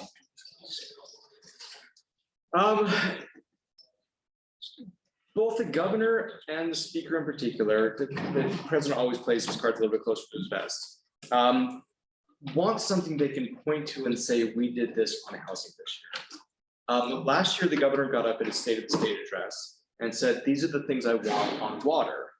1, 2, 3, 4. He got all 4 of those, and he came back in closing night and said, boom, boom, boom, boom, thank you, that's what I wanted. This is great. Even heard him, earlier today talking about other things. 462 last year, one of the issues with it was all basically done in the back room, and then the bill wasn't prioritized. It had committee hearings that lasted like 2 minutes on this huge, massive bill. And that's just how it went down. That's just what happened. And I think Waldrop was trying to be really conscientious and really thoughtful and get all the stakeholders there. But there wasn't a big fight. And if there's not a big fight, there's nothing to point to that happened. That's how it works. If you have fights, you have something to point to. If you have discussions, if you have amendments, it gets some traction. So we've heard from both the governor's office, the speaker basically said it when we were in there. They want something to point to that says, we have done this to help address housing in Utah. There's got to be something that they can point to. They love the subdivisions piece. They're pointing to that. They want to point to something like DIDS. So we've helped the process, we've helped infrastructure, and we're going after people who aren't playing the game. They want to be able to point to things like that. So that's not really an answer to your question of, do we have people on our court? But that's maybe an answer to how much pressure is there to get something done. There's a lot of pressure. And there's a ton. So there's not going to be anyone that is just going to straight up roll the speaker and the president and the governor on this. We could get some votes. We're not going to get enough. But if we don't engage, and like what was said, if we don't show up and say, here's some ideas, we're not in the conversation. Yes. So the last thing I'll add is, I do think if they tried to run a really bad bill, I think we could beat it. Yeah. It's just a matter of, do they run a really bad bill or not? That's why I say there's a lot of saber rattling right now. You heard us at LPC say, here are all the different ideas that are out there. Most of those may not end up in a bill. But if they ran a really bad bill, we shouldn't have tried to amend it or modify it. We should just say no. Right. They're trying to figure out where's the space that's meaningful. If subdivisions is a meaningful thing, because it's going to force a lot of cities to change how they do business, and it will be a good policy. We have tried to rally around that, like, this is the win this year. It's but it comes down to, we know that there are a handful of cities out there that are bad actors. Why are you defending those bad actors? And our response is, tell us who the bad actors are with something that's clearly defined. The last thing I'll add is one of the things that we put forward during the summer was modifying the fifth. So again, get direct money to cities, and we've had some good success with that. So even though we just spent a lot of time talking about the fiscal impact on cities, we're estimating that if every urban county imposed the fifth, it's probably, and the city's got a piece of it, you're probably looking at $40 million going to cities. That's divided by city, but it's still some new revenue that you currently don't have. And we've had really good success with people like Representative Schultz around modifying the fifth. The last thing I'll say just on the revenue piece, and then Gary, I know you're waiting, is for the first time this year, one thing Molly is doing is she's tracking the fiscal impacts of every bill in the aggregate, and we're reporting that back to the governor's office and other powers that be. So there'll be a homeless bill that's going to cost cities $2.5 million. Well, that's one haircut, right? And then there's going to be a gas tax bill. That's going to cost us this much. There's going to be public safety retirement, this, and this. So at some point, City Hall doesn't have any money left because of all of these state mandates. So we're going to be trying to drive that message home in the aggregate as well. Gary? Thank you, Molly. There was an idea that came up in the last officer meeting that really resonated with me that ties to this, and it has to do with tying the consequence to the sin, so to speak. And that if we're going to have a penalty, the penalty ought to do something towards providing more affordable housing, not just penalizing the bad actor. And one of the ideas was that's why a fee was proposed as a penalty that could go into the only spot, because it's actually going to address the affordable housing. Just giving back developer fees won't do that. But if the developer fees were forfeited to the Ole Walker Housing Fund, maybe there's a solution. So I would hope that, and I don't know if we make this an amendment, it would certainly be Mayor Walker if we're comfortable with it, but I would like to see a penalty tied to actually addressing affordable housing, not just punishing cities. Yes. As long as that's not a way out, because there's probably some of these bad actor cities that we just not have to change it. So if all you have to do is pay money, that could be a way out. But not actually help. I think your idea is great, because you mean, that's my only issue with it, because I know there's, I can think of a few cities that would probably just say, well, we'd rather pay than have another apartment, or have an apartment. Yeah, and I don't know what the solution is, but I don't disagree with you what you're saying. I'm not trying to find a way to get out, but man, if this is about housing, if it's about housing affordability, then the penalty ought to be tied to providing more of a. Or some of the penalty, one of the penalties. Well, there were two of those consequences of the rank that we're looking at. One, I'm okay with that. the other one that we talked about is a state mandates the owners to bump up the density of our cities so that they. That's. Carson, that one's scored really poorly, right? The fine was the least objectionable. So we'll go through that data, and then we'll probably do a follow-up on Monday, LPC. I never thought I'd say that. So we have a motion on the table. All in favor?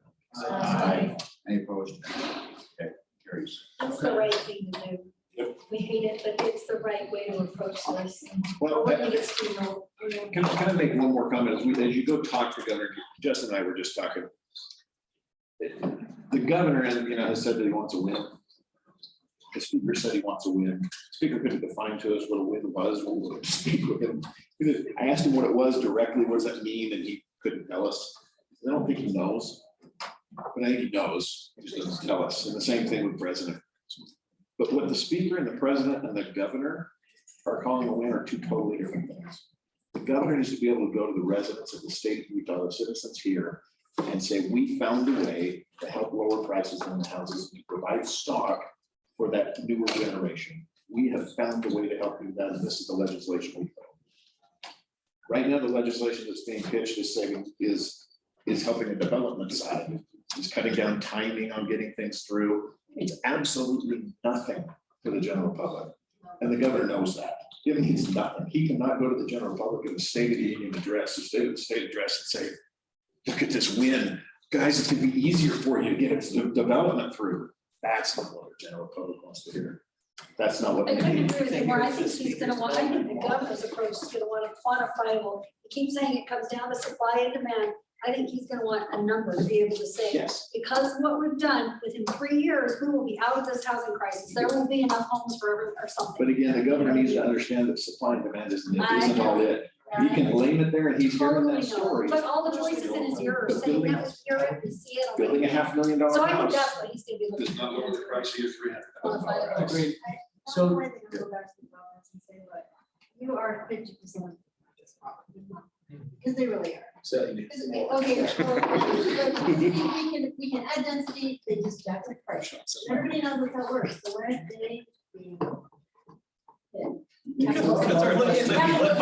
said make a motion on 70. Make a motion on 70, let's define where they're at. So let me wrap up our. Just the last policy item that we need to take action on is a positive one. The governor there's a Utah Trail Network letter of support that we think we should wholeheartedly endorse. So I'll look at that one. I move. I'll second it. Okay, motion and second to support the governor's trail initiative. All in favor? Aye. Any opposed? That carries. Can I grab the motion? Can I just real quick say that the league, great, but all of you, every city could and should sign on to that letter also and express your support for that proposal. Councilmember McLean, second. Right, now, we have made appropriations, you as a board over the last few months have endorsed appropriations requests on permanent supportive housing, mitigation fund, the additional technical assistance concepts, the shared local administrator, though that name may still change. Now the Trails Initiative. So we talked about free fare before, so there's a lot of moving parts. This is the last scheduled board meeting before the end of the session. In years past, we only call a board meeting when we feel like it's absolutely necessary. So every week, Justin, Molly and I have 2 standing calls with the league officers. One on Tuesday mornings with the governor's senior staff and then another on Thursday mornings, just not this week. So we'll be staying in touch with the officers, and then we have our daily meetings during the session. We'll be with a lot of your teams, with your staffs and otherwise. I know we have LPC every Monday, so we will only call a board meeting if necessary. Please stay engaged with the officers, with your legislators, with us through Friday Facts. Yeah, just is there anything else you want to bring up to wrap the advocacy section? Not necessarily, no, not an advocate. I just want to say really quickly that your youth councils are hilarious. I got over 200 texts from them with questions for the governor. So they're both hilarious and very intelligent. There's some great questions in there. So I'm looking around the room. I got something from almost everybody here. So just tell your youth councils, thanks for that. That was very engaging, and the governor appreciated the questions we got. So there are going to be bills on gas tax, property tax, sales tax, public safety, retirement, power, transportation. We spent an hour and a half today just talking about essentially 2 bills, homelessness and housing, but it was very helpful to get that feedback from you. So thank you for all of your time today. Thank you in advance for all the time over the next 45 days, because it's actually a 46-day session. That's the dirty little secret. It's 46 days, which President's Day doesn't count. But thank you, everybody, for your time today. Well, we're already 2 days in, so, you know. Yeah. Only 4 days left. Either way. Motion to adjourn. So, Second. Undebatable. Undebatable. Mayor Kusi, Mayor Ramsey, and I are going to DC tomorrow on either Meg or Wasatch Front Regional Council business. Is there somebody that we can have chair? Sunday. Sunday. We're going Sunday. I don't think I'm ready to Awesome, read Chair. it. Who wants to chair?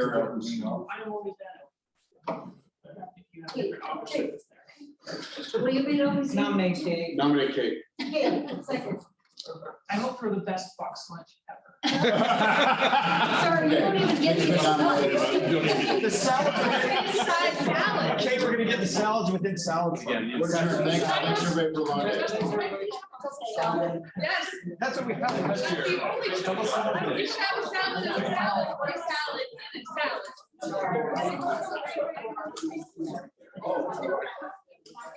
Yes.